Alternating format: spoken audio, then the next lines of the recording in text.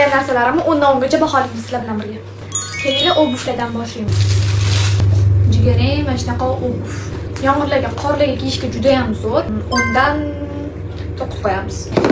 Keyingi oyoq kiyim qora. Bu undan ko'ra nejniyroq, past boshlari. Bu ham menga juda ham yoqdi. Undan 10 qo'yaman. Buni erim tanlab berdilar. Senga shu yarashadi. Endi kiyimlarga o'tamiz-da. Orasida hozir bitta palto ham bor edi. Uni hozir himskiga tashlab keldi. Dazmol qilib chiroyli qilib berishadi. Uni sizlarga hozir qolganini ko'rsatib turaman. Bundan oldin menga podpisadan bo'lib qo'ydi, chunki bu kiyimlarni hammasi sizlar bilan birga obrazlar qilamiz. Podpisan bo'lib qo'yinglar. Har kuni har xil obrazlarni storiesida qo'yib boraman. Hozir rishim olgan edim. Juda ham chiroyli ko'ryapsizlarmi? Shu asar kачествоsi ham super.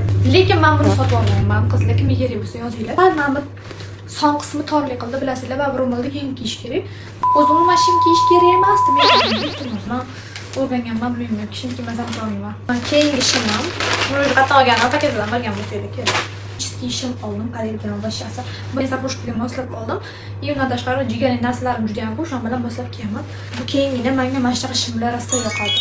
Menga yarashadi deb o'ylayman. O'zimga yoqadi.